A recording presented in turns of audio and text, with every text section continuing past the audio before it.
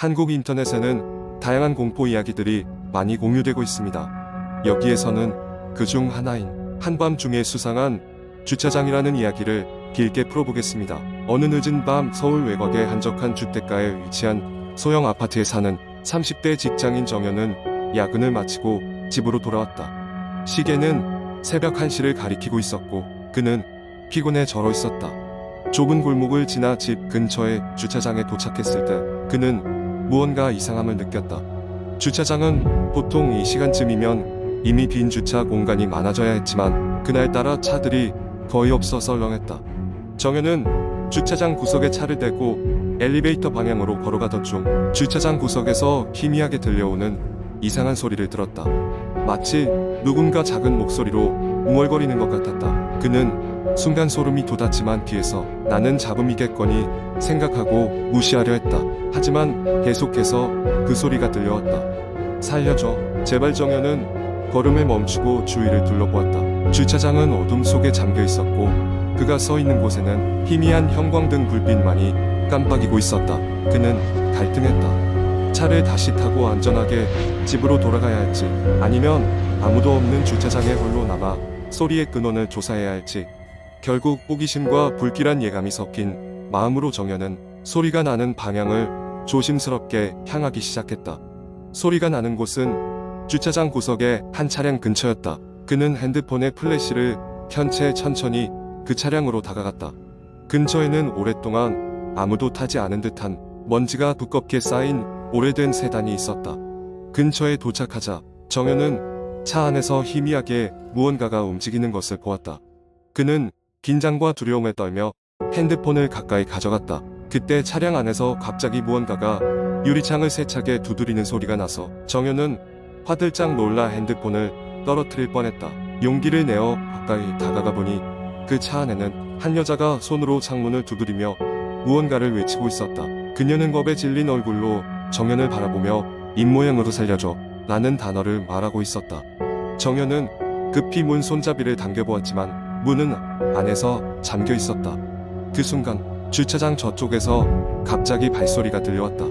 정연은 서둘러 몸을 숨겼고 그가 몸을 숨기는 동안에 수상한 남자가 그 세단으로 다가갔다.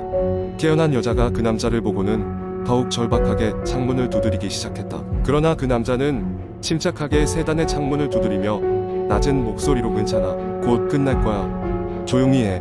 라고 말했다. 정연은 물러설 수 없었다. 그는 곧바로 경찰에 전화를 걸어 상황을 설명했다. 다행히도 경찰은 그 지역에서 가까운 곳에 있었고 몇 분 내로 주차장에 도착할 수 있었다.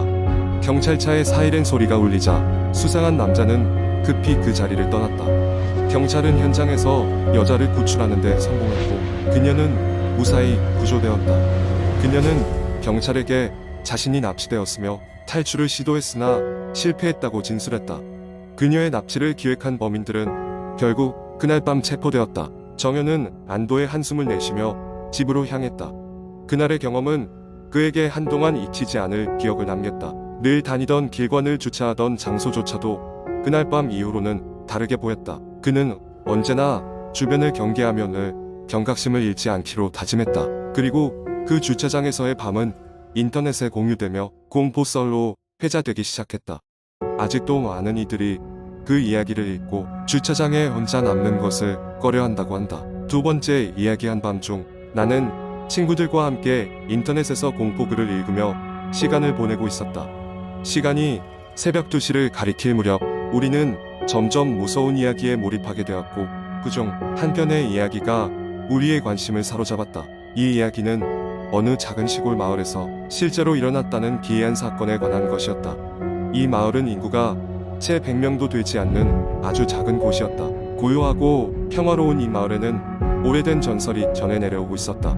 그것은 수호령의 숲이라고 불리는 깊고 어두운 숲에 관한 것이었다. 이 숲은 마을의 북쪽 끝에 위치해 있었고 그곳은 특별한 이유가 없는 한 누구도 들어가지 않는 장소였다. 숲에는 오래된 사당이 있었고 마을 사람들은 그 사당 속 수호령이 마을을 지켜준다고 믿었다. 그러던 어느 날 어린 소년이 호기심에 이끌려 숲으로 들어갔다. 그는 숲을 탐험하는 것이 그저 모험이라 생각했지만 숲 속 깊은 곳에서 길을 잃었다. 그의 부모는 물론이고 마을 사람들이 합심하여 소년을 찾아 나섰지만 숙은 그를 쉽게 되돌려주지 않았다. 수색은 며칠 동안 계속되었고 마을에는 점점 불안한 공기가 감돌았다. 그러던 중 한 노인이 마을 회관에서 마을 사람들에게 말했다. 오래전 이 숲에는 수호령이 있었다네. 하지만 수호령은 사람들을 지키기 위해 존재하지. 만약 그 균형을 깨뜨린다면 우리가 상상할 수 없는 일이 벌어질 걸세. 사람들은 노인의 이야기를 듣고 불안해했지만 다른 방법이 없었기에 계속 수색을 이어갔다. 며칠 후 소년은 기적적으로 마을 근처에서 발견되었고 다행히도 큰 부상을 입지 않았다. 하지만 무언가 달라져 있었다. 그의 눈빛은 어딘가 멍하고 전과는 다른 차가운 기운이 그를 감싸고 있었다. 그날 이후로 마을에는 이상한 일들이 벌어지기 시작했다. 들판의 곡식이 헛되이 시드는가 하면 집안의 물건들이 스스로 움직이기 시작했다. 심지어는 밤이 되면 어디선가 알 수 없는 속삭임이 마을을 뒤덮었다. 그제야 사람들은 노인이 말한 수호령의 균형이 깨졌다는 걸 알아차렸다. 수호령은 더 이상 마을을 보호하지 않으며 오히려 그들을 해치고 있었다. 공포에 빠진 마을 사람들은 다시 한번 노인을 찾아갔다. 그들은 수호령을 달래고 마을을 구할 수 있는 방법을 간구했다. 노인은 조용히 그들을 바라보며 말했다. 이제 우리가 할 수 있는 것은 수호령을 다시 숭배하는 것뿐일세. 숲은 우리에게 많은 것을 내어주었고 우리는 그것을 잊고 살았네. 이제는 다시 그들에게 고마움을 표시하고 우리의 잘못을 되돌려야 하네. 마을 사람들은 노인의 말에 따라 숲속 사당으로 향했다. 그들은 숲에 들어가 사당 앞에 무릎을 꿇고 자신의 잘못을 뉘우치며 간절히 기도했다. 그러자 언제 그랬냐는 듯 마을의 이상한 일들은 서서히 사라지기 시작했다. 마치 수호령이 그들의 사죄를 받아들인 것처럼 언젠가는 이 이야기가 전해져 내려오며 진실인지 아닌지에 대해 논란이 일었지만 그 작은 마을의 사람들에게 있어 그것은 아주 진지한 경고였다. 자신의 터전을 지키고 자연의 경외심을 잃지 않는 것이 얼마나 중요한지를 깨닫는 순간이었다. 그리고 그들은 다시는 숲의 경계를 넘지 않았다. 인터넷상에서는 이 이야기가 사실인지 거짓인지 갑론을박이 있었지만 왠지 모를 오싹함이 우리를 덮치며 그 밤은 좀처럼 쉽게 잊히지 않았다. 세 번째 이야기, 한국 인터넷 커뮤니티에는 수많은 공포 이야기가 여전히 매일같이 올라오고 있습니다. 이들 공포 이야기는 때로는 도시 전설이기도 하고 개인의 실제 경험담을 담고 있기도 합니다. 다소 길고 세세한 이야기를 통해 한국 인터넷에서 흔히 볼 수 있는 공포 썰을 하나 작성해 보겠습니다. 어느 흐린 금요일 저녁 나는 오랜만에 친구들과 함께 서울 외곽에 위치한 한 캠핑장으로 하룻밤 여행을 떠났다. 이 캠핑장은 산 중턱에 위치해 있어 도시의 소음과 혼잡함에서 벗어나 한적하고 조용한 분위기를 즐길 수 있는 곳이었다. 우리는 출발 전에 마트에서 필요한 식량과 캠핑 장비를 철저히 준비해 간단한 저녁 식사를 하고 캠프파이어를 위해 장작도 넉넉히 구입했다. 도착했을 때 해는 이미 산 너머로 지고 있었고 어둠이 서서히 내려앉기 시작했다. 캠핑장은 넓었지만 생각보다 사람이 많지 않았다. 몇몇 다른 캠퍼들이 멀리 보였을 뿐 전체적으로 아주 고요했다. 우리는 적당한 장소를 찾아 텐트를 치고 준비해온 음식으로 저녁을 했다. 어둠이 짙어지자 우리 주변의 불빛은 오직 캠프파이어의 불꽃뿐이었다. 캠프파이어 주변에 둘러앉아 밤하늘 별을 바라보며 이야기꽃을 피우던 중 한 친구가 갑자기 오래된 도시 전설에 대해 이야기하기 시작했다. 바로 귀신 할머니에 대한 이야기였다. 이 귀신 할머니는 캠핑장 근처의 산속에 살고 있으며 캠핑하는 이들의 텐트에 밤늦게 찾아와 아이들을 데려간다는 이야기였다. 처음에는 장난삼아 시작한 얘기였지만 다른 친구 한 명은 매우 심각한 표정으로 한 번은 실제로 이 할머니를 본 적이 있다고 말했다. 그 친구의 이야기는 대략 이러했다. 그 친구는 중학교 시절 부모님과 함께 이 캠핑장을 방문한 적이 있었다고 한다. 밤중에 갑자기 잠에서 깨어났는데 이상하게도 텐트의 출입구가 열려 있었다는 것이다. 주변을 둘러봤을 때 멀리 어딘가에서 자신을 바라보던 백발의 할머니가 서 있었다고 한다.